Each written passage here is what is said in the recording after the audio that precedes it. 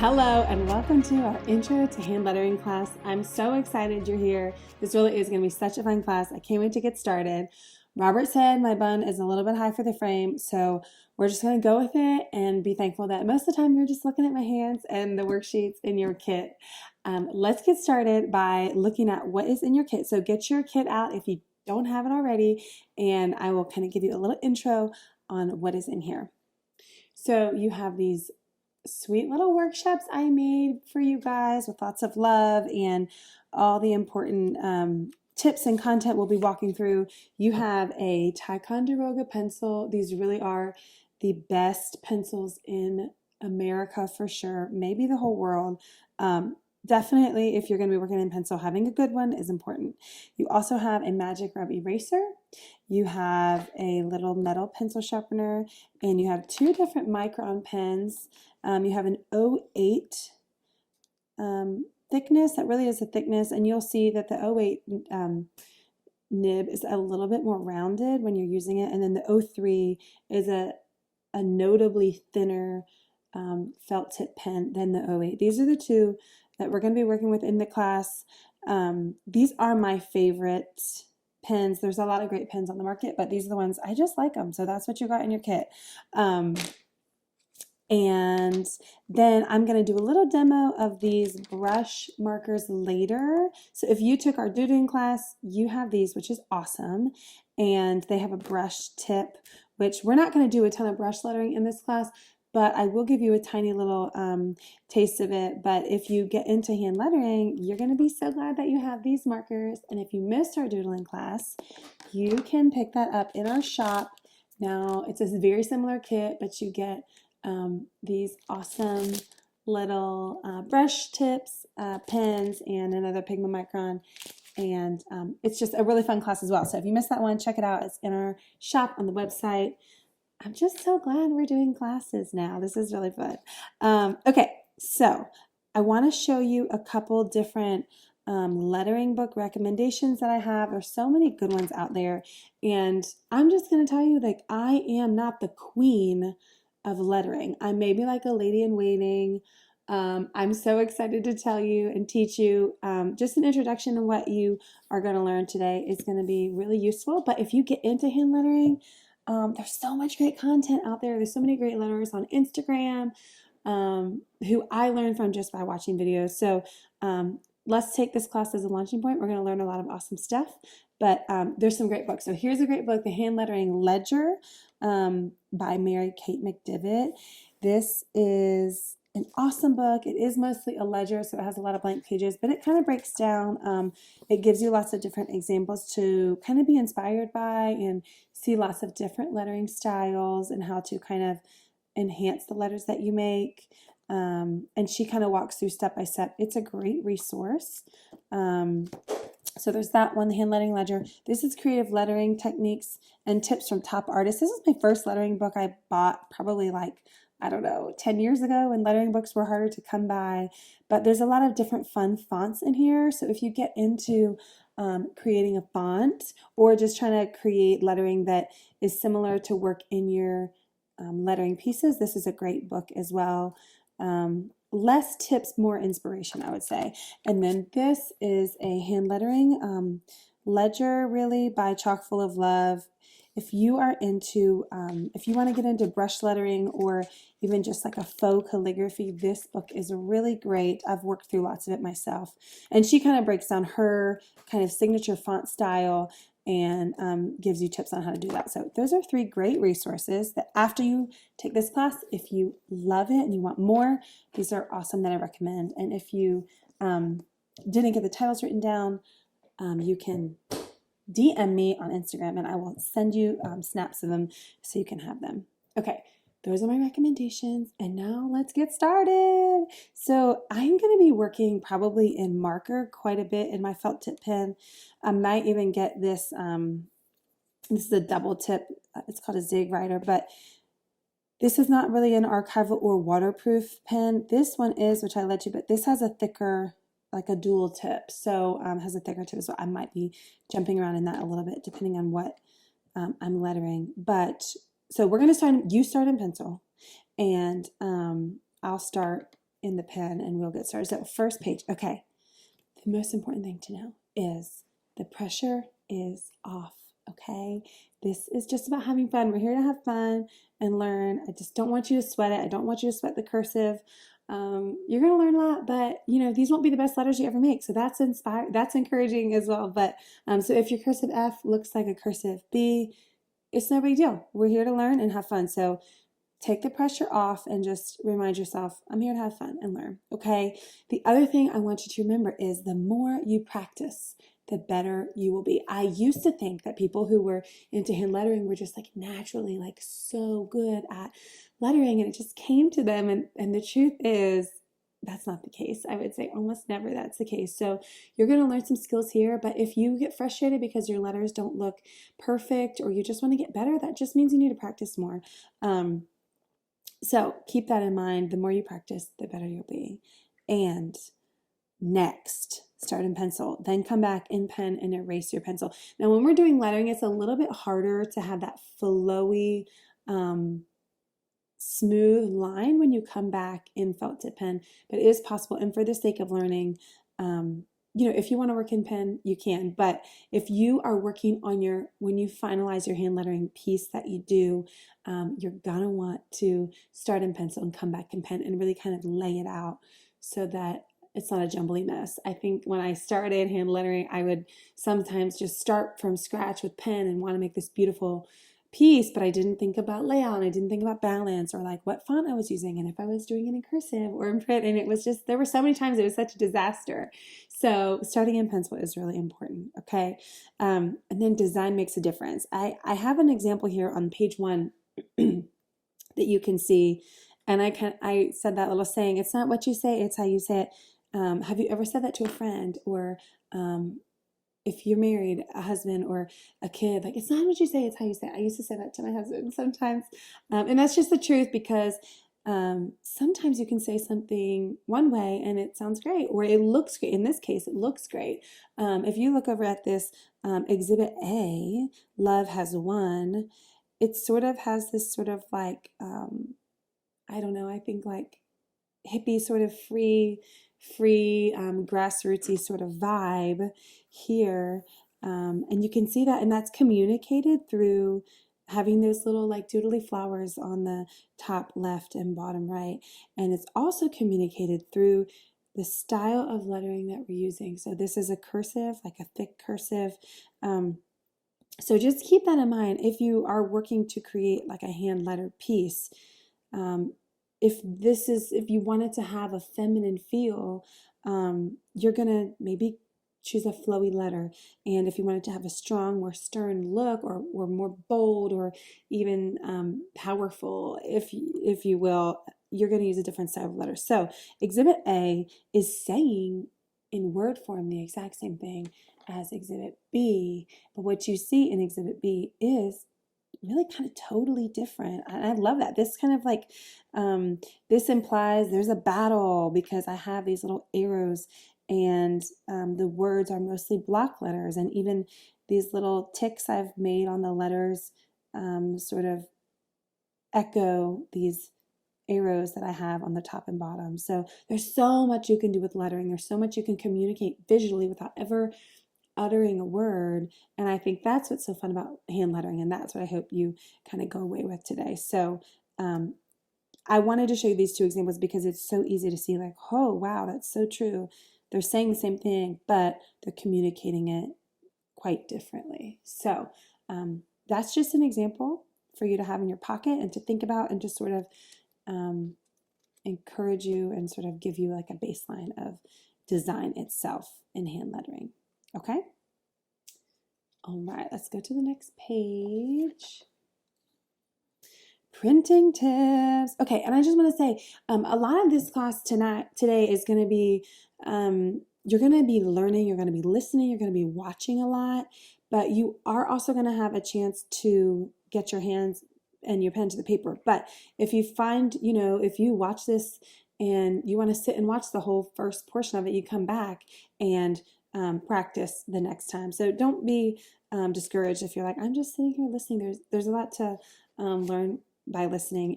And also you can always pick up your pen and doodle and practice as you hear me talking. So I just want you to keep that in mind, okay? Printing tips, here we are. Okay, so I didn't put a ruler or a triangle. There is some grid paper in your kit at the back of your worksheets, and we will get to that at the end. But a ruler is great and a triangle is great to give you these sort of like straight lines. But I didn't put a ruler in because sometimes when I've taught these classes, people get almost rigid when they see the ruler, like it has to be exactly the same. And I don't want you to feel that way. I want you to have that as a guide for a straight edge when you need it. But we're going to be working freehand because I didn't want the ruler to become this sort of rule or this like die-hard piece of equipment that we had to work with. So keep that in mind. You can have a ruler and a triangle. It makes it a little bit easier. But when you're just starting out, I think it's okay to go freehand and sort of just learn the way without it. Okay, second tip. If you want a precise look, I want you to consider spacing your letters evenly left to right and top to bottom. Okay, so I sort of exaggerated this with this hope example right here. You can see I've kind of created this little grid for my letters right here with the, I have a space for every letter, and you can see that I'm not using the entire box, which you could, but things I'm keeping in mind are this negative space I have between the H and that outside guideline, and on the right hand line of the H, that spacing is even, and then I'm trying to keep that same amount of spacing left to right on each letter, and that gives me that guide, and it makes sure that my letters, like if I come into here and I recreate the grid, why don't you go ahead and do that as well? Take your pen, you can mark in your pen, and kind of recreate that grid around this H, O, P, E. You'll see that the letters, like this H is a good bit larger than the O that you're seeing, and the P doesn't quite hit that top line. And that is important because you don't have that guide anymore. If you create it without the guide, then you don't have it. So you can always create your guide in pencil and come back with your felt tip marker or your pencil at first, and just give yourself that sort of like gauge of, okay, here's about how I want my letters to be size-wise, and then it just kind of gives you like, I keep thinking like a playpen, like we keep your baby in the playpen, but they get to kind of do what they want. So that was probably a really bad analogy. But anyway, that is why a grid is great, especially if, like for me, actually, interestingly enough, I don't know how your lettering is, but a lot of times when I write something, my letters tend to kind of move up to the right. I don't know why. Maybe it's because I'm right-handed. Maybe that happens to everybody. But a lot of times I'll come back and I'll be like, well, shoot, I really wanted this to be straight across. And that's where your ruler will come in handy if you have it. But a lot of times my letters will go up higher, and I didn't really want them up higher. But if you have that guideline for yourself, it just keeps you in order a little bit. So don't let it go up or maybe down. Maybe your letters flow down. Either way, having those guidelines is a great way to give yourself a little zone to work in, okay? Okay, next, you can add variation to your printing letters to make them a little more interesting. Or like if you're kind of creating a font style, you can say, I'll always ask myself, like, how can I make this a little more fun than it is right now, or a little different? So if I'm creating, and I'm going to work on a large piece of paper because I want to draw a little larger so you can see, but you can work on your printing tips paper. And as I create my A's and B's, I want you to do it in your little blanks. And if you don't want to, you don't have to, because I'm not there. I can't force you to do it. Okay. But if I was creating a font, things that I would want to keep in mind are, where are these cross strokes? Like if I'm making this A, okay, and I want my cross stroke to be lower on this A, then chances are when I create another letter with a cross stroke, like, well, that's not a good example because a T would be uppercase, but it may affect how I make an H. I'm going to create the H cross stroke low as well, okay? And then when I create my E, or a letter like it that has that center cross stroke, I'm going to keep this in mind. And that is sort of, in my mind, how you create even a simple font. And you can see like these letters are sort of wide and elongated. You know, even if I was doing a printed letter, I could do, let's say we reversed it and we did the T up high and thin, lowercase, it's going to affect, you know, maybe for my H, then I squish that H a little lower, and then my E is going to be low as well. I'm not going to do this one here and then this one just normal and this one normal. Well, that looks dumb, right? But if you have, you know, you kind of think to yourself, okay, how can I make this letter either similar to one that has a similar cross stroke or anatomy, essentially, then I'm going to say, okay, and this is sort of the font that I'm going to teach you guys in print. You're going to have a lowercase and an uppercase font in your worksheets, which you've probably already looked through. But ask yourself, how can I kind of make these letters sort of go together like a family? If you only did the one, it looks kind of wonky. But this looks like, oh, there's a little something special going on over here. So that is sort of the way to do that. So I want you to, let's go through these letters and you work on your blanks and I'll work just on the larger paper so you can see. So for the A, I want you to practice just a standard A, and I want to say like everyone's letters are going to be a little different. So I don't want you to say like, oh, my A doesn't look just like hers. Well, that's fine. You're going to naturally make your letters maybe a little more thin or maybe a little more short or tall. But right now what we're focusing on is this cross stroke and adding some variation in the cross stroke. So for the A, the natural A cross stroke is just slightly below that center point of the A. So that's what you're going to create there. And then I want you to add a second A. And you already know what you're going to do here. You're going to have the low cross stroke, which we just made. Okay, and then you are going to make a third A,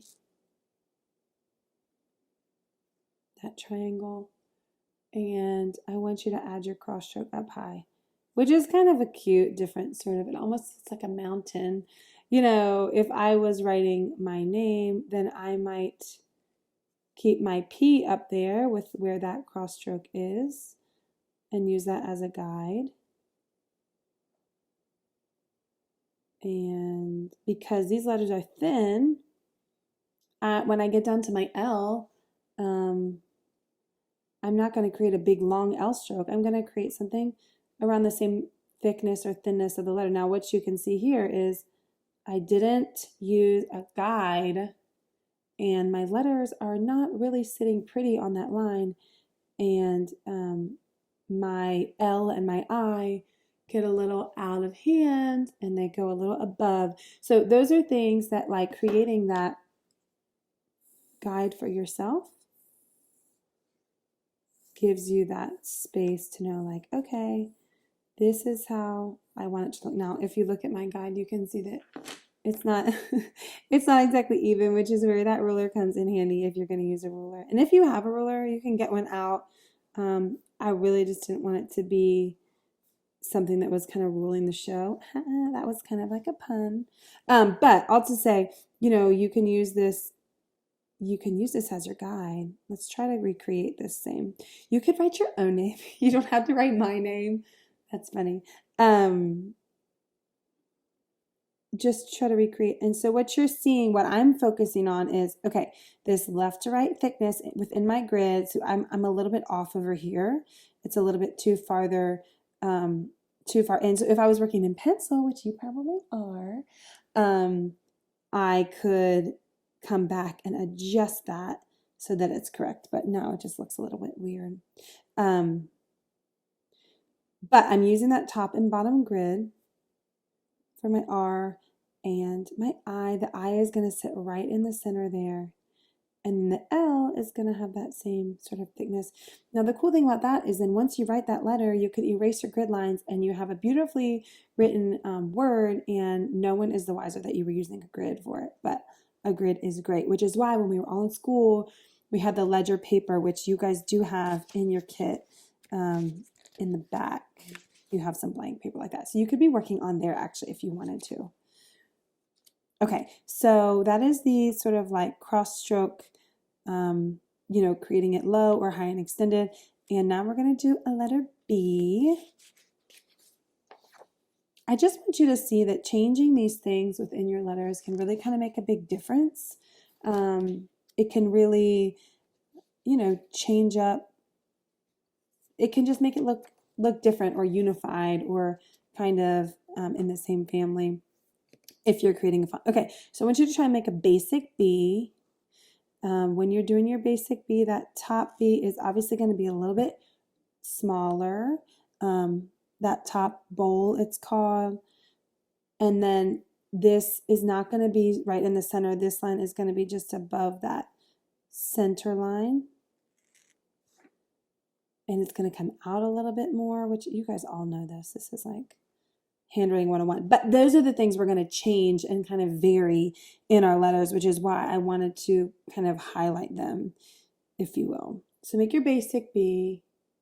And then we're going to come back and we're going to change that bowl and we're going to make it lower and we're going to sort of extend it. You could make a little dot, a little mark here on your line, which you probably can't see, but I'll make mine exaggerated so you can see it. I'm making a little mark there to tell myself, especially if you're working in marker, I want my bowl to go all the way down and hit that spot. Otherwise, you can get kind of like, well, I don't know where I'm going, and then you can hit it wrong. So that is like kind of low and extended, which is definitely not normal, but this is like if you're wanting to create like a varied font that's a little bit funky and different. Like obviously that's not natural, but you would see that in a D as well, or you know, you would do a D a little bit, you would have that low cross part on the D as well. And then let's do a third B, and we're going to do that same sort of high and condensed look. So we're going to change that cross line of the bowl to right up here, a little bit higher. And then we're going to keep a condensed letter, and we're going to bring it down like that. These are kind of like funky little knick-knacky letters, but that's sort of my style. So that's what I am sharing tonight. But there's so many great font styles, and even fonts that, like, if you find a font that you love online, you can mimic that. But those are all things that you'll see if you study a font, things that are changed from letter to letter that make a font what it is. Okay. All right, so good job. I hope you guys are feeling good about that. Now I'm going to teach you how to create your basic block letter. Okay. And this is very simple, but I don't know, have any of you ever made block letters and they look terrible? Like they just look so jacked up because, I don't know, or if you like, if you're not using a guide, honestly, like if I'm just creating a block letter, like what are some letters that are really hard? Like an S can get out of control really easily. Like a B or an R. R's are really hard, I feel like, to get it in order. So this is why I want to show you sort of this like basic, I would say it's kind of like a foolproof block letter style, if you will, where you are working with a simple guide. So I said start with a letter you like. If you don't want to do an R, you can flip to your worksheets for your printed capital letters, and those come right after that composition page, and you can find the capital letter that you want to work with. And actually this will come in handy. I want you to choose a letter that you like, because when I do the botanical lettering tutorial bonus content at the very end, maybe that's what you'll use. So maybe pick a letter you like, your first or last name, first letter, or whatever. You can do an R if you want. Okay. So what you want to do is you're going to kind of, when you find that letter on the worksheets, the workout pages, exercise pages, I don't know, what should we call them? Whatever. The little practice pages, that is sort of the letter I want you to try and mimic. So I have an R, and I am going to start in pencil, so I hope you can see this. I'll come back in the felt tip pen. So you're going to start with a basic letter, not a block letter, just a letter in pencil. Okay, you can do it pretty big. You could do this on one of the extra white sheets that you have. And then once you have your basic letter started that you like, or that is like good enough for you, remember this doesn't have to be perfect. We're just learning. So don't stress if your letter looks kind of jacked up. So what I do want you to focus on is the spacing on each side of your basic letter. Okay, so I am doing this R, so I'm going, I know you can't really see how far I am, but I'm doing about 1/4 inch on each side of that R line. And you can pick up your pencil and put it back down. I know that's hard when you're doing lettering. You feel like, I can't pick my pencil up. You can. And you're going to go, it's important that like you have the same spacing on this side of the letter that you do on this side of the letter. That is going to make your letter uniform and really kind of straight. Okay. Then these little outlines on each side of your main letter, you're going to come down past this letter point a little bit. Okay. I'm going to move in to I'm not going to move into pen yet, but I'm just telling you, bring this down a little bit farther. You can see mine got a little bit out of hand. When you're erasing, let's say you get your line wrong, don't erase your messed up line before you go back and create your proper line. And I said this in the doodling class as well. It's because there's a chance you'll do it wrong again. So leave that busted up line. Mine was kind of like that. Mine was in too far. So leave the busted up line, then create the proper line, correct line, and then come back and erase your messed up line, because there's a chance you'll recreate the busted line again. Okay, so if you have a letter like an R or a P or something like that, you can see that my outline did not come all the way up to this top line right here. I tried to leave about the same amount of spacing as I do on the top part of the first line in the R. And I'm following the curve of the initial letter I drew. So you want to make sure that the initial letter that you're drawing is good. Or if it's busted when you begin, it's going to be busted when you finish. You know what I'm saying? Okay, so I'm creating this, I'm crossing off my R. You can see this is so simple. I hope it feels simple to you. If your lines, if you have trouble keeping the same thickness on each part of your letter, just go slow. Okay, I think I had that in the tips.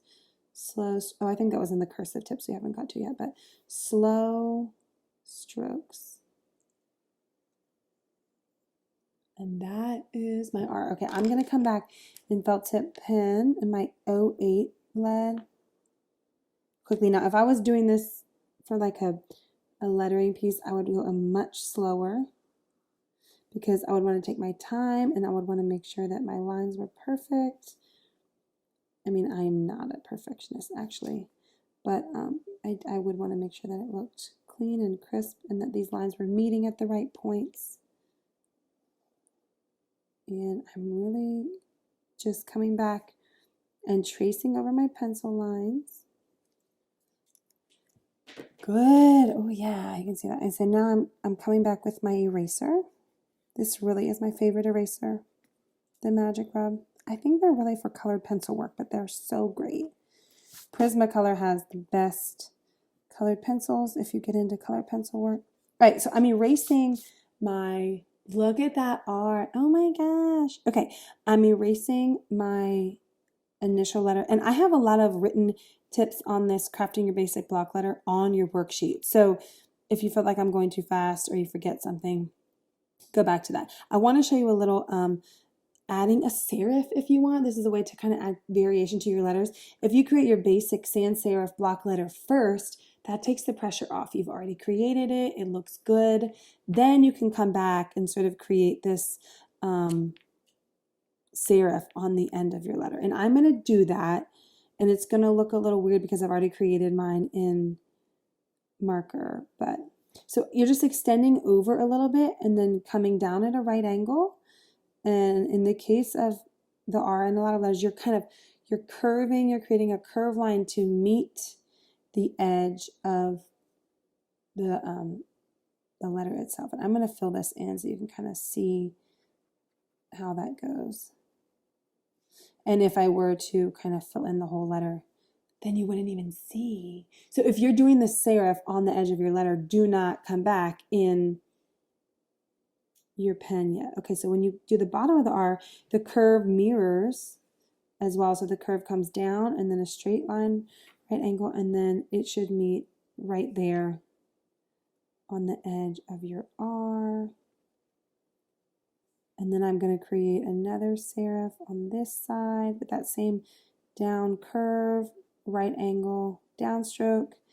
And then, you guys, this is looking really good. I hope yours is looking cute too. That same serif on top. And then I didn't create a serif on the bottom of this letter, which, you know, I guess technically you would, but I already have this baseline, if you will, here. So it's not that I couldn't extend it down. Let's just try it and see. It could look busted and dumb.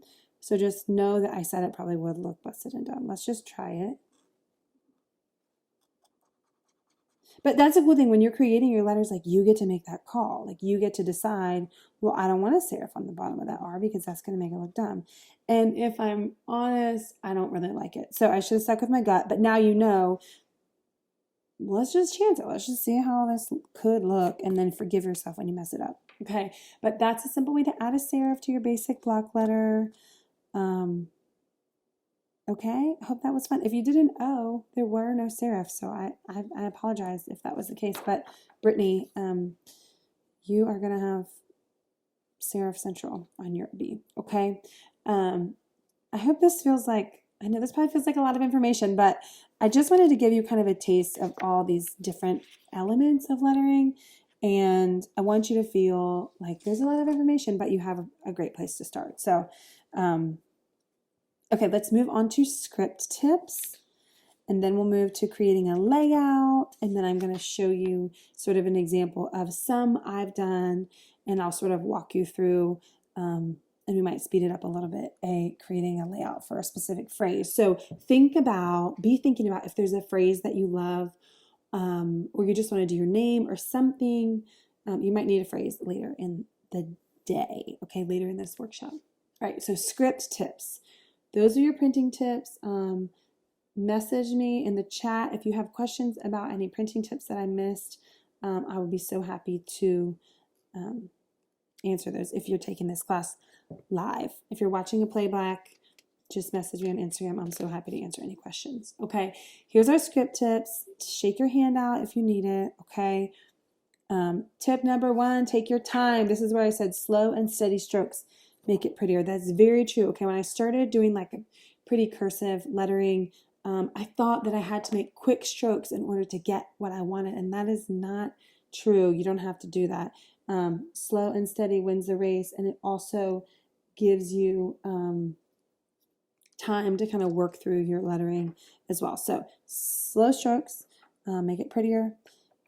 And then I want to say start with your basic cursive knowledge. So chances are if you're over the age of 25 and you're taking this class, you took cursive in school, but they don't always teach cursive in school anymore, which is like a travesty. But use your basic cursive knowledge, and then you can get creative and bring that creative freedom in to spruce up your letters a bit on the letters that you want to kind of exaggerate, if you will. Okay. So I have a couple letters I'm working you through. And then I'm going to work through and show you a few fun flourishes and when you're connecting letters and the ligature, that type of thing. I'm going to give you some, and then I'm also going to say, if you like love it and you want more, go find, there's so many great letters on social media that can help you sort of really dig deep into things like flourishes and changing up your letters, okay? So I'm going to work in pen on my big paper so you can see, and you work on your blanks if you want. We're going to get started on the script tips, okay? So basic cursive. And what you need to know about me is like my handwriting is actually pretty awful, but when I'm doing a lettering project, I can work hard to make it nice, okay? So your basic R, we're going to start with, it has this little lip on the end, okay? And so to enhance an R a little bit, a fun way to do that is to add a loop to that top turn. So you're going to bring it around and come down. That seems so simple, but that's a really fun way to make your R a little fancier. And it will kind of become second nature when you do, when you practice this, like these flourishers and these pretty cursive letters. Go ahead and practice again. And if you are, if you're wanting to work on your ledger pages that I gave you, the practicing worksheets, by all means, go ahead and grab this blank page and you can work on there to give your letters a little space. A little room to move. Okay, and so when you do your loop, you can see my second loop looks slightly different than my first loop. You can make it long or pointed. You can even do an R kind of without a loop if you want to, but turning this into a loop makes it fun and a little bit different. Okay, so practice that a couple more times, and then we're going to go to the T. Oh, what I want to show, a fun way to make this cursive like sort of stand out is like I will often like it almost is like stretching my letters. And a couple of years ago that was like the signature, like I'll write my name for you. That was like my signature move. I made these kind of like long stretched out letters. But when you stretch a letter out, it changes the look. It just says when you condense it, it changes the look. But I love that like flowy R look, sort of like stretched out like that. Okay, and you can see even like this loop is higher than the one that I did previously. And this point on the letter is lower than here. And that movement just changes up how your letter looks. So as you're practicing here, you're going to realize like, oh yeah, practicing is what is going to help me kind of get ownership over my own script style and help me kind of dissect my letters. If I don't like my letter, dissect it and how to make it. Like I never like the cursive F than I ever do. And it took me years to kind of like land on one, not that I love, but then I'm like, oh, that's okay for me. There's so many styles to do it, but there's going to be some letters that are easier than the others. And taking that time to practice and dissect it is what will make your letters better. Okay, let's move on to the T. So you're bringing this upstroke up for your T. And naturally, when you do cursive, you're bringing it back down. And you're creating your cross like right here, your cross stroke. But one way to do this, if you, and you'll see this in lettering people, I'm going to switch to a thicker pen so you can see it. One of the things you'll see with this, people who are doing hand lettering is you can do this upstroke and then stop your upstroke and come back up here to do the downstroke of your T, and that keeps you from having any of that overflow on your T. So you wonder like, how do they make that so perfect? And they're picking up their pen and they're kind of like making sure it doesn't go wild. Okay. And a lot of times I will still bring the downstroke back down on my T, but I feel like I do it okay. But if I ever want it to not have that, sometimes I'll come up with my upstroke and then pick up my pen and come back down. Okay. So another way to do your T other than your basic is to sort of elongate it from the top. And sort of, I love the T that has this like really tall, even on like, if I'm writing the word night, and I put that cross stroke up high on my T. I just really like the way that looks. Standard would be kind of like down here. But those, on the T, those are kind of your options. You can change it. You can go up higher and extend it, or you could go low, or you can add, you can connect it to another letter, which I'll show you in a little bit, but that will sort of, those are your options on the letter T. Okay. And that seems, maybe that looks like, oh, that doesn't look very fancy, but once you get in your letters, you're realizing like, oh, here's all the options. I can change it up and make it how I want it to look. Okay. Those T's do not look very great. We're gonna get better. Okay. All right. Let's move to our next letter. We're gonna do H, and I'm gonna show you. This is my most favorite flourish ever. You can do this on an H. You can do it on a Y, a lowercase g.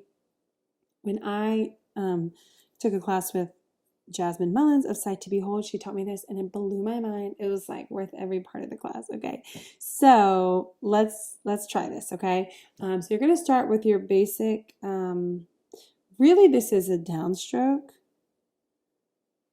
You're going to do a downstroke and you're going to come around. You're going to curve it down just a little bit like that. If I am doing it, I find myself, maybe I'll sometimes do it as an upstroke, but it's technically a downstroke, okay? And then you are going to create this second line for your H. And this is what you'll see if you study calligraphy videos or people who are doing it, they're detaching these letters in the process of creating them in order that they can get the flourish how they want it. And that's not naturally how you write cursive or how you were taught. So this really is an art form, okay? All right, so you're going to start there, and then you're going to come back around with this flourish, and you're going to make a loop, and then you're going to cross your H. Isn't that the most fun thing ever? Let's try again. Make sure you put this second stroke on your H, downstroke, far enough away. Too thin might look a little weird. Let's try too thin. That's okay. So you're going to come up with that curve, and it can look so, and then once you get good at it, you don't have to do it like that. But when you're starting out, I feel like it's a good way, because I would get so nervous in this curve, like I'm going to mess it up. So you can, just gives you an easy way to come back to it.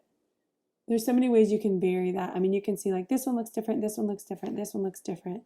They're all a little bit different, but that is the flourish, okay, on the H. You not love it so very much. I love it so much. Let's move to, I'm going to show you on the lowercase y how to do it.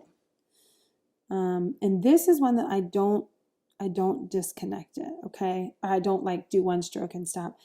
I do the Y stroke like I like it, come down, and make sure you bring this curve of your Y out far enough so you have room. That curve as well. And the loop. You may just want to practice loops a little. You might just want to practice this motion a few times. That's really what you're doing in there. You're doing that curve. So practice that loop a couple of times. And then your hands won't be so nervous to jack it up. At least that's my experience. And it's almost like a heart, you know? It's almost like a heart. You could do it backwards, but I find that's not awesome. Okay, and then if you're doing a G, lowercase g, same situation. I'm going to move up to my page. And this is where you could add in that loop that you find in your R that we just practiced. And you can see on the worksheet, I have this sort of like open connection point in the G. And maybe that's too much. Like maybe to you, that's like too many loops. I don't like it. You don't have to do a loop at all. You can just keep that G connected and make this be kind of like the focal point of the letter. This is going to be the focal point of the letter, but sometimes this little like additional flourish, if you will, kind of makes it even a little more feminine or a little more fancy or bubbly or whatever. Those are all things to dissect and think about when you're creating a letter. Okay, so that G, go ahead. I hope you guys get to draw a G. So fun. Okay, now I'm going to teach you a basic faux calligraphy letter. So one of those books that I recommended, the polka dotted book, it is all faux calligraphy. It's not with these brush pens. Now, you can do that with this brush pen, which I will show you, because if you did the doodling class, you have these. And if you haven't done the doodling class and you want some of these markers, you should just register for the doodling class, because then you can learn that and you get these great markers as well. Okay, these are also available at local art stores if you just want the marker. All right, so when you're doing this faux calligraphy letter, you are having a thin upstroke with light pressure, okay? And then when you get to the downstroke, you're pressing down on your marker, and that is creating that thick downstroke. And you can come back, you can see I just came back to fix that a little bit. And the H, you want to make sure that this upstroke is close enough that it doesn't look like a V or something. And then when you get to that downstroke, you're going to press harder on your letter, or on your marker. On your marker. Downstroke, thin upstroke, thick downstroke, thin upstroke, thick downstroke. Okay, these markers are super fun. So register for that doodling class and you're going to get the markers and you're going to learn doodling. Okay, you can always come back, and if you're like, oh, I want this a little bit thicker on this top part of the H, you can come back and do that. And that's what we're going to do with our faux calligraphy letter, and that's what I'm going to show you next. Okay, but if you have these markers, you've hit the jackpot, because now you can practice brush lettering. Let's go back to the, see that? Okay, cool. So we're going to do an H. I feel like this is a great letter to begin with the faux calligraphy, but when you get back to creating your composition, that type of thing, you are going to want this skill. Okay, so start with your basic H. Okay, and you know, while I'm looking at this H, if you make this space closer together, that's going to change the way your H looks too. And you're allowed to do that. This kind of gives it a more free and flowy type of feel.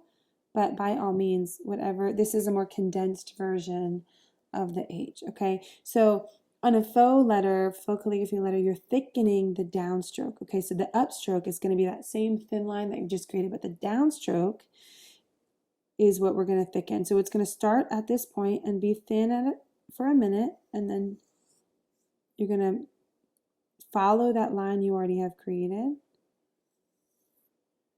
And you don't have to touch this at all. I was just trying to recreate because I had a bubble in my letter. And then this is great if you are working in all the same color. Okay, so do this in, like, we're going to be doing a black and white lettering composition. But if you get into where you're like, oh, I want this to be colored letter, get some great colored markers and work in the same color. It's hard to do this in pencil and then recreate it in another color with a different inside. That's all I'm saying. Okay, so then when you get to the downstroke on this bottom hump of the H, you're following the line you've already made. So it's kind of important that your first line is pretty good. And you can see, like, I'm going on the outside of each of these for this letter, but sometimes based on your spacing of your letter, you'll go on the inside. When I say the inside, I mean sometimes you'll thicken your H from here on the inside if you don't have enough room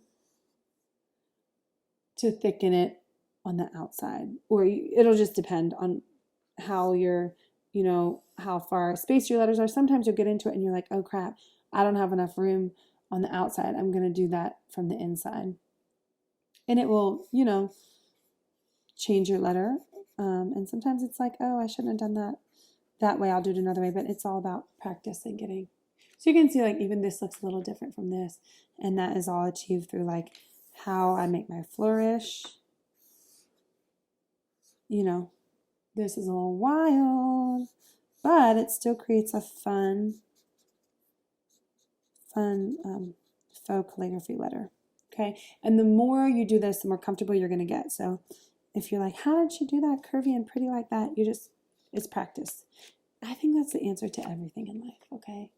But that is your faux calligraphy letter. I know this is a lot of content, but you might watch this and you say, okay, I've learned a lot and I'm going to pick up creating my composition and my layout tomorrow. And that's awesome. You can definitely do that. This is just about learning and having fun. So please don't feel any pressure to create something perfect today. Okay, so now is the time. I want you to stretch your hands. I want you to take a drink of water if you need a drink of water, or pause it and go to the bathroom, or whatever. Now we're going to work on creating a layout. So that being said, if you've been thinking about a phrase, now is the time to put your phrase together. And I said living my best life. That's just what I said. It was as simple. So you can just do living my best life as well. I want to show you a couple examples of composition. All right. So let me just show you a couple examples and then that I've done to kind of get your mind moving. Now, these are a lot of scripture doodles that I've done. But things to consider in a composition is, are you going to have any illustrated content? Are you going to have any sort of picture to go along with your lettering piece, or is it just going to be words? The other thing you want to consider, and this is on the page, creating a layout page, is what words are most important? What words do I want to kind of stand out and show up stronger or whatever? In this case, obviously, the words strong and courageous stand out, and the Lord, your God, and Joshua as well. And this actually I did in color. So the other way you can add variation in your lettering piece is by adding color. And so in this Joshua piece, I have a color version, and I don't know why I'm not showing you that, but you can do a lot with black and white. Maybe we just need to know that. So as you're, obviously this is a full scripture verse, so if you're doing a phrase, it's a little bit easier to a little less complex if you're beginning to create your composition. But if you have a phrase in mind, I want you to start thinking about what words do I want to stand out more? Which words do I want to showcase sort of in my piece, okay? This is a piece I did actually that was a live painting, but even something simple, and like what you probably can't see is this is a prayer that I wrote in the back in white. You can kind of see some letters. So this is just some layering, and it says, I don't know, I forget what I was saying. It was a pivotal moment in my life that I was writing a prayer of thanks to God. And then on the outside or on top of that, I added a second layer. So if you're going to layer letterings, which you probably won't, but you probably won't today, but you can see like these letters are light and sort of they blend into the background, and these are strong and larger, and they stand out more. So this just says, thank you, God. It's really simple, but it's an important message. And so it doesn't have to be, I just want you to see, it doesn't have to be a wild, beautifully crafted lettering piece to be fun. But you can see the shape of these letters are very similar. They're all about the same height. They're all about the same width. The G is about the same width as the Y, is about the same width as the H. That is where you're creating that continuity in your lettering, which is very important. Okay, this is what I did for a retreat we hosted, Listen and Obey. This I actually did in a brush pen, a very fun brush pen that actually has ink that feeds from the pen itself onto a brush. Really fun pens. I don't even know what they're called, but you can find them. Message me on Instagram if you want to know about them, and I will get you it. But you can see this fun like brush look, and that was achieved because it was actually a brush that I was writing with. So we're not going to be doing that today, but I just want to show you a few examples. It has that same like thick downstroke, thin upstroke, thick downstroke, thin upstroke, thick downstroke. You can see it's really repetitive and simple, but that is how you achieve it. And this is a piece I did. I called it my morning mantra, which you definitely can't read from here, but it was really just a prayer, sort of a proclamation for myself that was about my worth and kind of what I wanted to focus on in my life. And I created variation here by having a few different, two different text styles, one like capital uppercase block letter and then a lowercase cursive. And then I created a little variation with the color. And this is one of my favorite things, I think, because of the message that it holds. But that's just a totally different example of a lettering style, chock full of letters, but lots to look at. And this one is just a fun little playful piece that I created for a lettering class I was teaching. But this piece, it has script in it, it has printing in it, it has different colors, it has 3 different lettering styles, and it also has some illustration elements in it. So this is a fun piece. There's a variation in color here, which this is the print of the original, but the original even has like a different kind of ombre of color. And you can see on this is sort of like mimicking a string that goes into a spool of thread. And then what you probably can't see are there's these little tick marks of thread on this crafty word. And it just kind of all goes together as a fun statement. But this is sort of a great example of how you can create from a phrase a really fun lettering piece. Okay, so now we're going to go back to creating a layout. And we are going to think about your phrase that you have. And I want you to think about what words you want to stand out a little bit.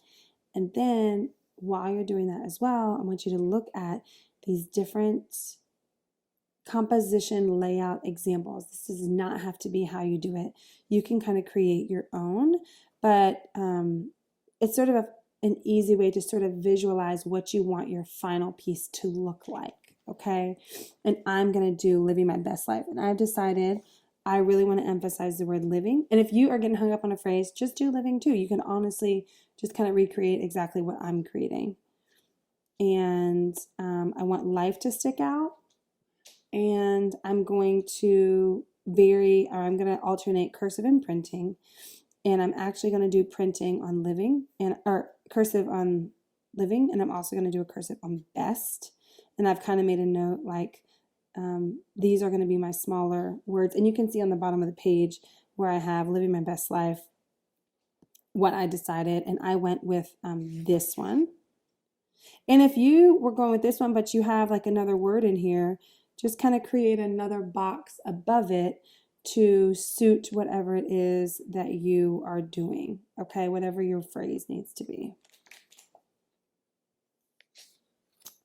So now I am going to work on, I'm going to show you kind of like a simple how I would start with my layout, and then I will do it and let you kind of watch it sped up. But I'll tell you what I am going to do. I am going to create a faux calligraphy letter. So I'm going to put to work this H that we learned and that faux calligraphy. I am going to do a block letter, and probably for you, before you even touch this, creating a layout, you're going to want to come back to these print uppercase, lowercase, script practice, okay? Practice through these, and then you can utilize these letters for your layout. Shoot, I actually want to go back and I want to show you some flourishes from the script practice, because I kind of worked to create some fun examples and I totally forgot. Okay, so let's go back and back to the flourishes, because this will come in handy if you're creating some flourishes on your cursive letters. Okay, so you can watch these, you can practice these as I go, but I want to show you where you can use that loopy kind of heart flourish in a few letters. Okay, so I'm going to write this. I'll use the bigger one so you can see it. Okay, so we'll start with an N. I'm going to write the word north. And this is where you can see I'm picking up my letter. I'm picking up my pen. And I'm going to do a T. And then I'm going to do an H. The bottom of a lowercase h. This looks really like broken out, but I'm going to create that heart flourish. And then I'm going to cross that T, and I'm going to come back down for that H. That would be like how I'm going to do that again for you. So I'm going to do the N without going up to that flourish, and then I know my O and my R, and then I'm going to create just a line of a T. And I could connect these. That's probably what I would do if I was coming back, or I could do it as I go. But this little H hump, if you will end up being connected. So I'm not going to connect it on this bottom.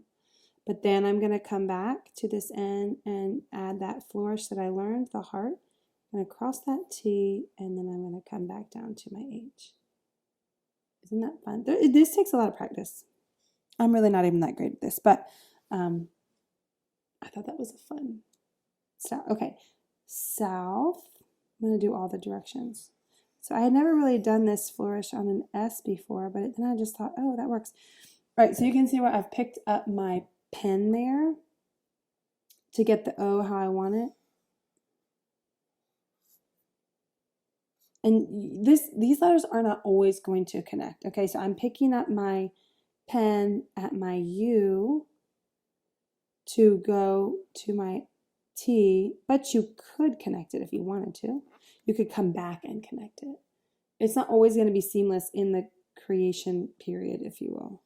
This is another way to connect a letter. It's called ligature, but when you connect the letters, they call it ligature, but that's another way to connect the T and the H. South. And so then you could come back and you could create that. Okay, so this is a good example of when I was saying sometimes you're going on the inside. So I'm going on the inside of this U. And then I'm going to go, this is technically the outside, but you can see that's just how it worked out spacing wise, which I decided which was best. So you get to make that decision as the artist. What's the best way? What looks best with the spacing of this specific piece? And then you could come back and create those letters. Thickening like that. Wow, so fun. Okay, north, south. Let's do east. And then I'm going to show you one more fun phrase.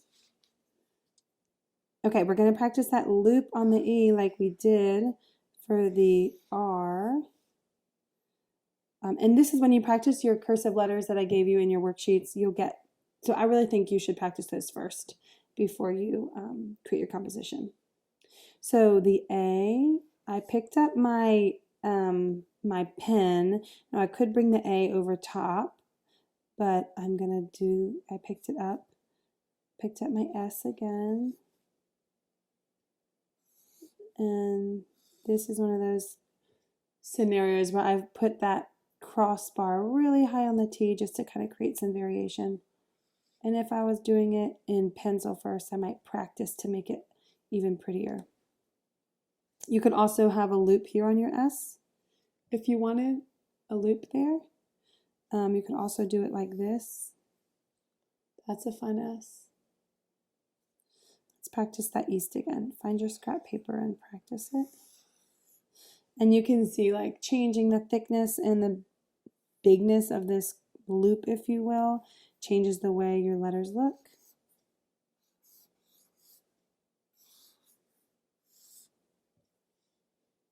Looks very different, but is a similar style. Okay, and then I'm going to do west. I'm going to show you that fun same loopy curve that we learned. So I'm going to start with just the W without the flourish. We're going to come back to the flourish. And I'm going to do E, S, T. And then I'm going to come back and create that loopy flourish for west, which is fun. And when I first used to see these letters, I was like, how do they even do that? And the reality is they probably, let's see if I can do it like that. They probably are, well, once I get the hang of it, they're probably doing it differently, but a lot of times they're picking up their pen to create that. Okay, now I'm going to do one more little curvy, fun flourish example for you to get your mind going. And I hope I don't mess this up. Okay, so I'm going to start with I'm going to write shine bright. All right, so I have shine first. I'm doing the flourish on the S.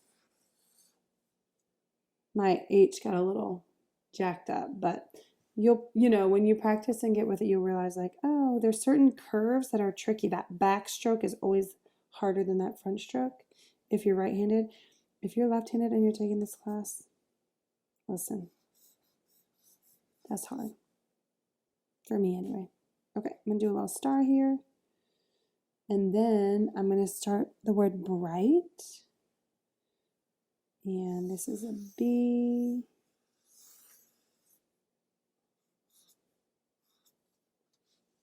and then that G. Now, I'm not going to do the same flourish that I have done in the past. I'm doing a little bit of a different one because I just want to show you something a little different. So this would be a way that you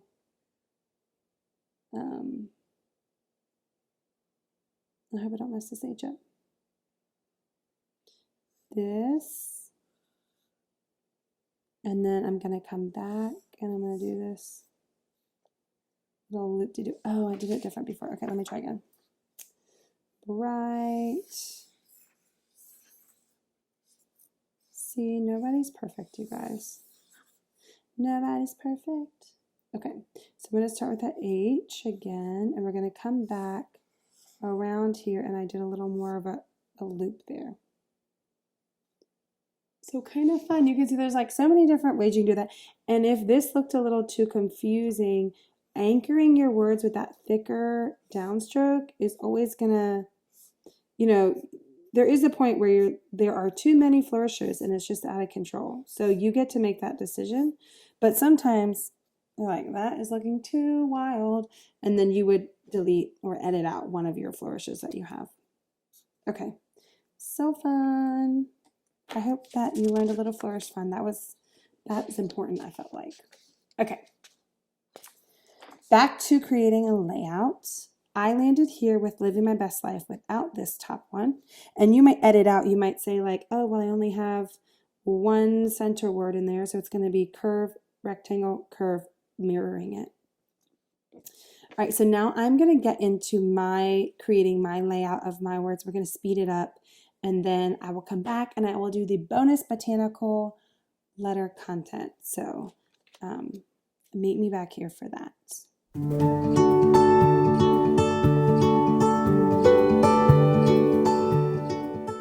I do want to say that this is where it's really important to start in pencil and add these. You probably can't even see these on the camera, but these lines that I have are in pencil to create my guide and sort of my playpen, my frame of where my letters are going to be. So when you create your layout, you're going to want to do that in pencil to give yourself a guide. And you can see that mine aren't perfect. If I was working to create a really fancy lettering piece, I would take my time and make it flawless. But for now, we're going to go with it.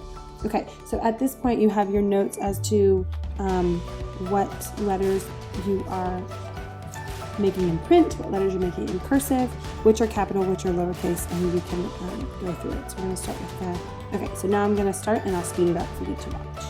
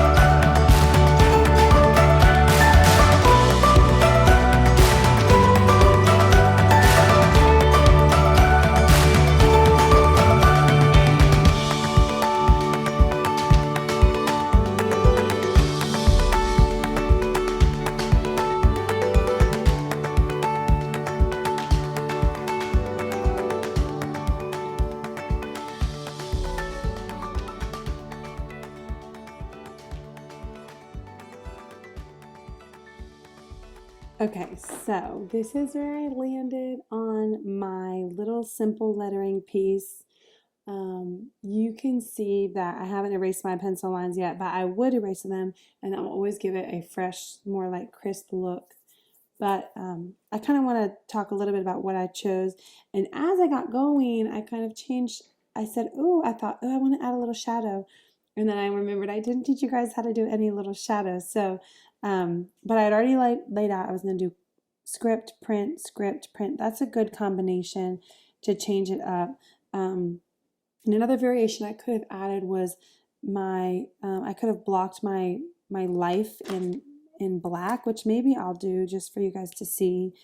When I look at it, I think like, oh, this is really light, and there's nothing else light up here that's like that. So balance-wise, I maybe didn't do a killer job. Maybe what I would do is, as I'm even critiquing it now, like, let's fill these in and see. Oh, that looks a little better. It kind of gives some weight to the bottom of the piece that before it was a little bit like, is it going to fly away? It's so light and it doesn't have the same like value as the rest of the piece. Now, if I really liked that fun light look of it, I would have maybe figured out a way to create a light look on the top.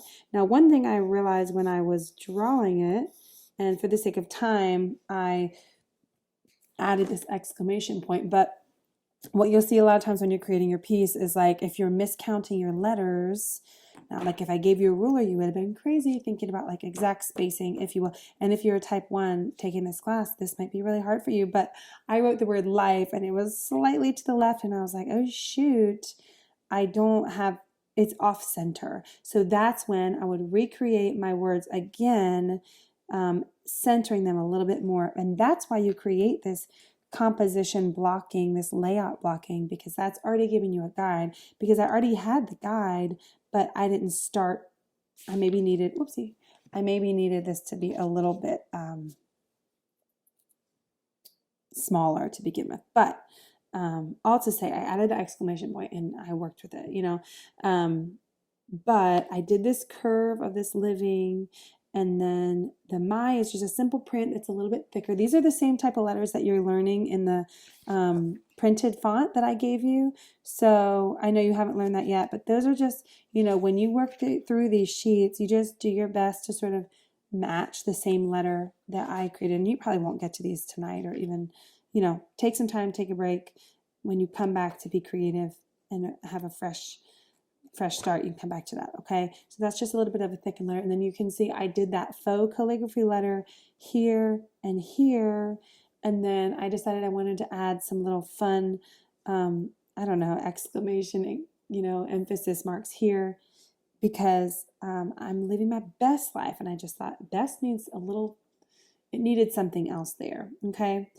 And that would be, in some of these books, in one of the books that I shared, I think the Creative Lettering and the Lettering Ledger, that black and orange one, there's a lot of fun little extra filigree, fancy things in order to kind of get your mind and get your creativity flowing on what to add to your letters. But a little word on this shadow letter is that on the bottom left of every letter, the shadow is casting on this left side and on the bottom. Okay, there's no shadow here and there's no shadow here. Now you could do it another way, but when I do my letter shadows, I almost always land on this bottom and left side. I don't know why. Maybe it's because I'm right-handed. That's kind of where I always land. So, but your shadow is on the bottom left of your page, okay?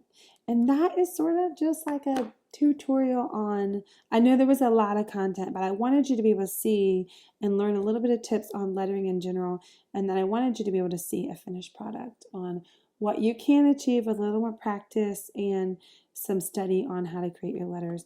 Things like overlap, like you can see here, I have this overlap, which is always fun. Anytime you can create overlap on a letter or a piece of artwork, you're adding that dimension to it, adding these little emphasis lines, if you will, and a shadow. There's so much you can do within your letters that take your basic cursive or script to the next level. I hope this class was fun. I know it's a lot of content. Please message me if you have any questions or you want to see any examples. that I didn't show you here today. And then if you stay for the bonus content, I'm going to teach you a little tutorial on a botanical letter embellishment, if you will. So I hope this class was fun for you. Make sure you take a break and then come back to these print uppercase and lowercase letters. If you didn't create a piece today, obviously that's okay. You know, this was lots of content in one sitting, and come back another day when you have time to kind of work through your composition of creating your layout, figuring out what your letters are going to look like, and what you're emphasizing, where to add your script, where to add your print, and you can do it another day. So today was really just about learning and having fun. I hope you did both of those things, and I hope you feel like you have a few more things under your belt. Be sure to follow us on Instagram and tag this class and share with your friends. Anytime you share, it's such a blessing to our ministry, and it allows us to grow and offer more classes. So I'm so thankful every time you're able to do that. I hope this was a blast. If you want to, stay tuned for the bonus content of botanical letters.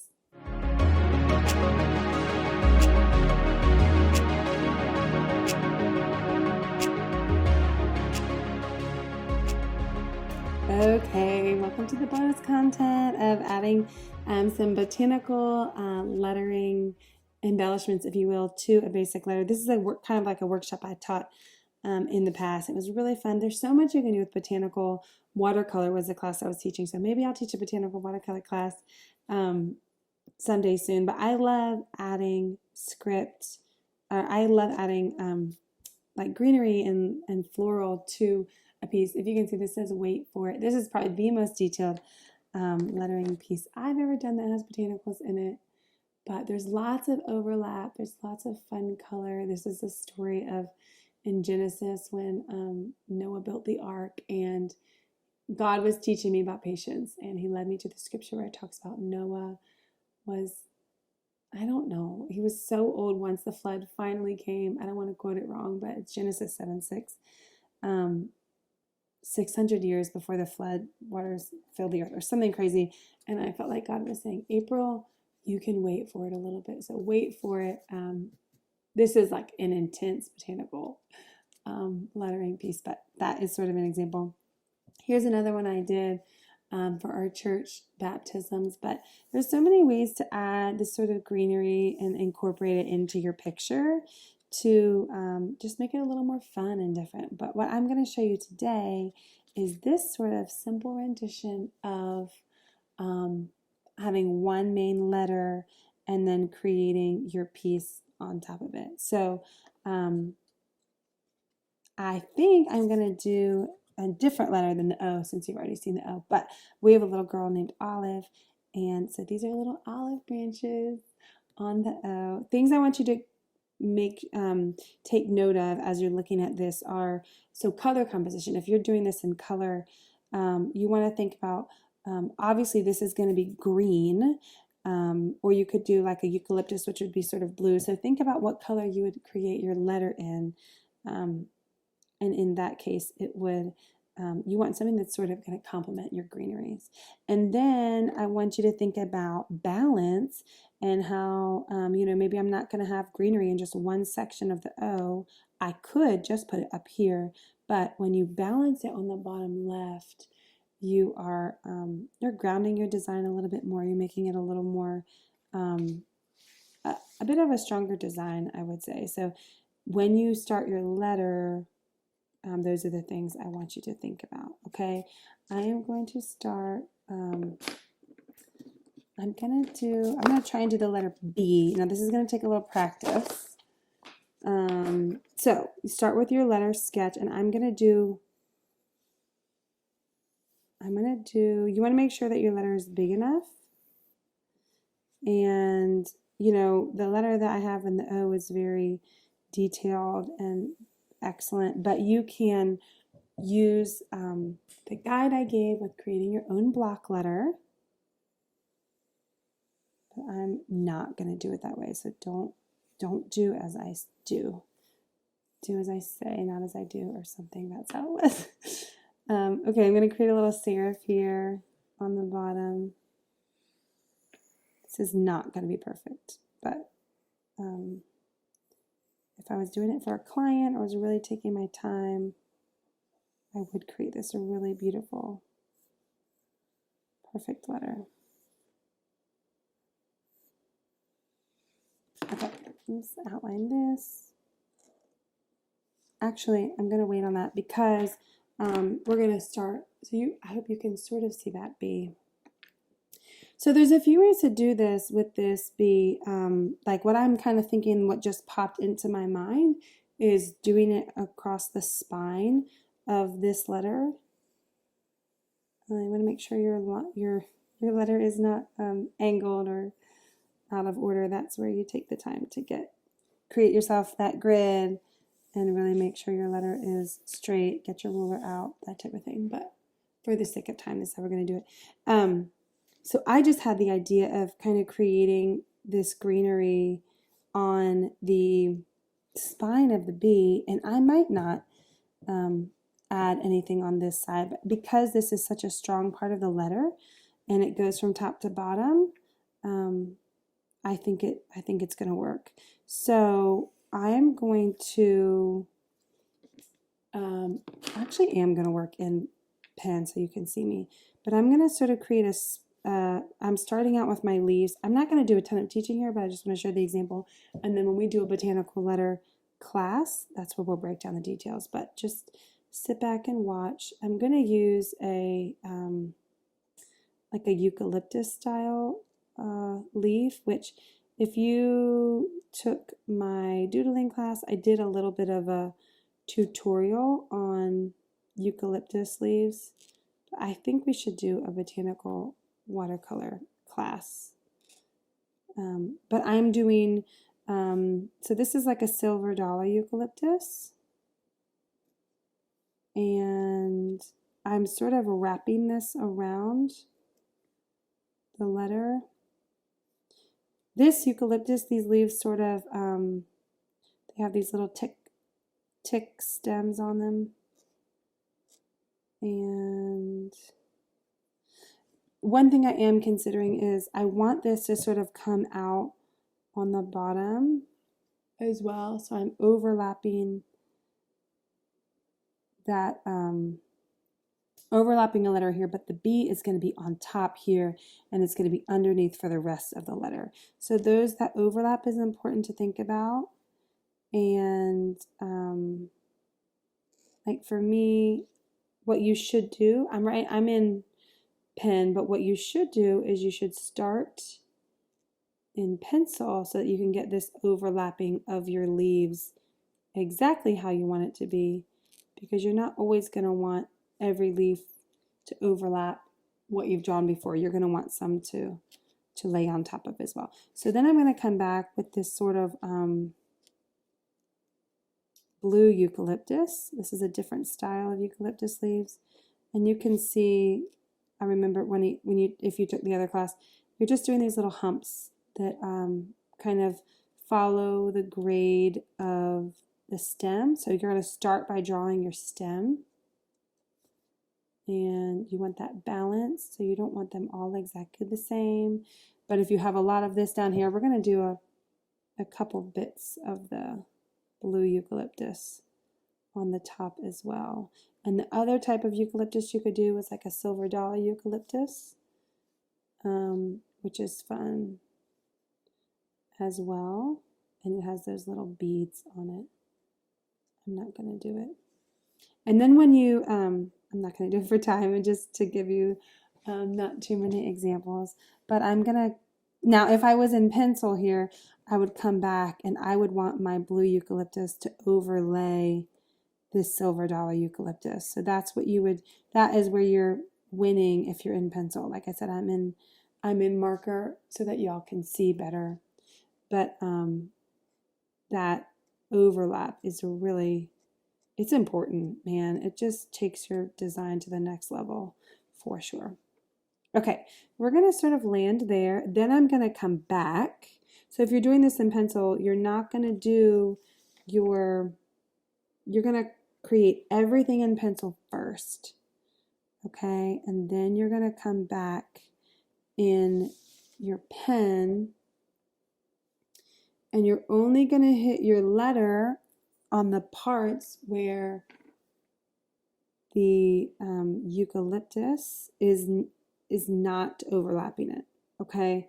So you can see my B line, I forgot my serif there, but like I'm not going to have the B showing right here because the eucalyptus is overlapping, and your eyes know that the B is sitting behind it.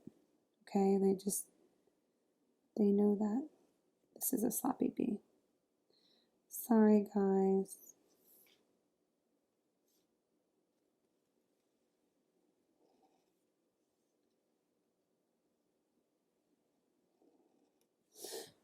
So, if you're only working in black and white, and I was you, I would come back and I would fill in this B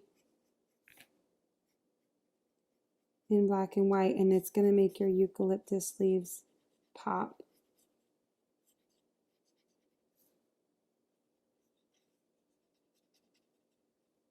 But if you were working in colored pencil or watercolor or something like that, you would come back and you would do, if it was me, like, well, this piece actually doesn't have any pen in it. I did it just in pencil. So if you wanted to have this look, you would do it all in light pencil and then come back and do your O and then come back with your greenery on top. And it takes a little work to get in those little crevices, but you can do it. So you can see with the B, you know, with each letter, it's going to be different. Like with the B, it's kind of fun to just put it on the spine, and it is a balanced design because, you know, it's heavy all on basically the heaviest part of the letter. Okay. I'm not going to finish this for the sake of time, but you can sort of see what is coming here in this B. And if I were to come around and do every little part, the best way to do this is not in black and white. Well, I mean, I guess it just depends on what you're going for. In my opinion, the best way to do this is in color, because especially the stems of my eucalyptus leaves are just black as well. And I realize like my B is also black, so you're not seeing the stem of those letters, whereas you would see the stem if they were just in green. This is really sloppy, guys, but you get the idea. You work at it and you get something like this, okay? So if you are going to create a botanical letter like this, take time to create a really nice block letter that you are really happy with in pencil, and then you can either transfer it to a final page or work on your final page with the letter you like. Then if you want this look, you're going to leave it in pencil, and then you're going to draw your botanical either olive branches or eucalyptus as I did before, and you're going to either choose a couple points where you can create a balanced design on something like an O, or if you have a letter, if you have a letter like a B, you can kind of work up the spine to create a really fun, beautiful letter. And then you'll come back with your greenery, pick 2 points that balance it, and then you will come back and you would put your watercolor directly on this pencil lines. Watercolor, pencil lines are going to show through watercolor, so that we need to teach a watercolor class, because there's so much to learn about watercolor. But even if you're doing like marker or colored pencils, you want to have light pencil, because that pencil is not going to be able to be erased after you put your either watercolor or colored pencil or marker over top of it. Okay, so that's just a little bonus on the botanical letter that you can create with the content you learned tonight. And we are going to do a botanical lettering class another time. So if you like this bonus content, come back for more. Thank you guys so much for joining us. I hope you had fun. I hope you had a blast. I hope you learned something new, and tag us on social media and share about our class so we can teach more classes. I hope you have a great night. Thanks for being here.